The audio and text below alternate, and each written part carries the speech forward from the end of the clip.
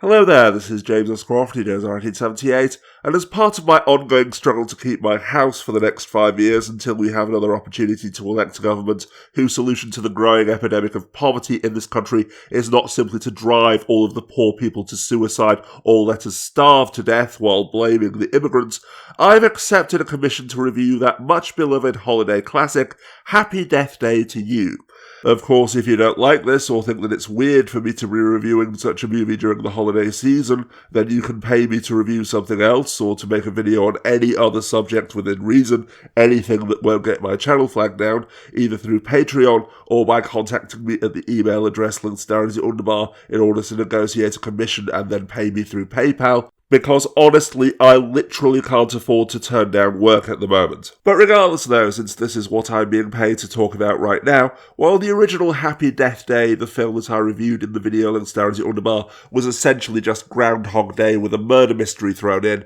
the introduction to the sequel, which appears to be a rare case of a Blumhouse movie sticking its barely relevant filler that almost feels like part of a separate film onto the beginning rather than the end in order to fill out the runtime, it is established that in the original movie, the time loop was caused by a quantum MacGuffin going haywire, thus laying the groundwork for this film, because as anyone who has even brushed up against anything related to science fiction in the last 40 years can tell you, the only reason to introduce the word quantum into a story such as this is to introduce the concept of alternate realities/dimensions, and in a prime example of some of the laziest and most cliched storytelling that I have ever seen or heard in my life, the introduction of the quantum doohickey allows the creator of this film to literally revisit the original story, with the protagonist living the same day as she did in the original film, only this time she's in an alternate dimension/reality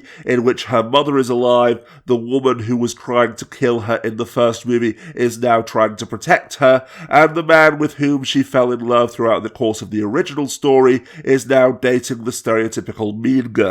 Indeed, while there is still a killer on the loose on campus for the sole reason of having a person with a knife wearing a cartoon baby mask in order to link this sequel to the original film, that subplot is now utterly irrelevant, and the wrap-up to that mystery makes no sense of any kind. Seriously, why would his wife be in on the murder plot? It's basically just a shock reveal for the sole purpose of having one. So instead, the actual plot of this movie is the protagonist helping the scientists figure out how to break the time loop and get her back to her own dimension, reality, or what have you, assuming that she doesn't decide to stay in this one because here her mother is alive. But you see, it's not really her mother because this is someone else's life. The memories that she has of her mother don't match this reality at all. So drama, tension, until she inevitably chooses true love and decides to go back to her own reality to be with the man who she met in the original film at the end of Act 2, following another heavily foreshadowed and grotesquely spectacular suicide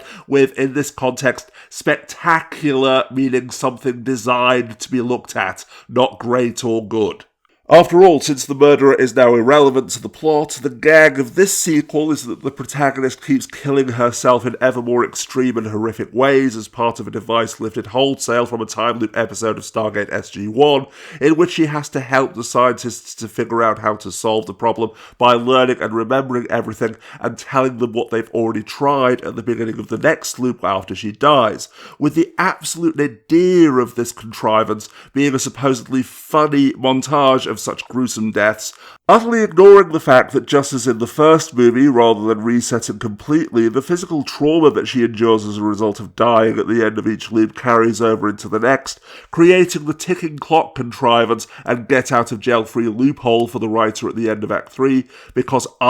she can't simply reset the loop this time because she's taken too much damage and might die permanently if she tries that again.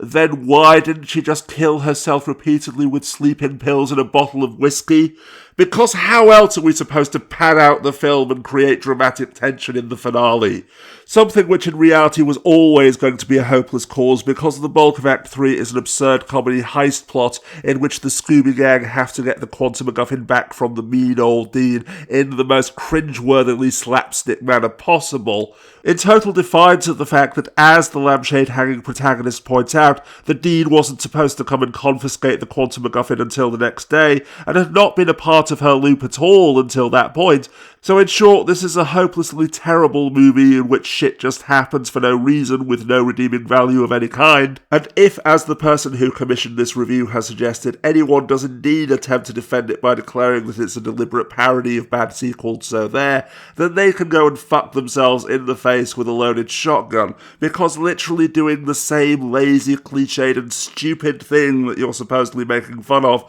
while rolling your eyes and insisting that you're doing so ironically doesn't make it any less stupid, lazy, or cliched.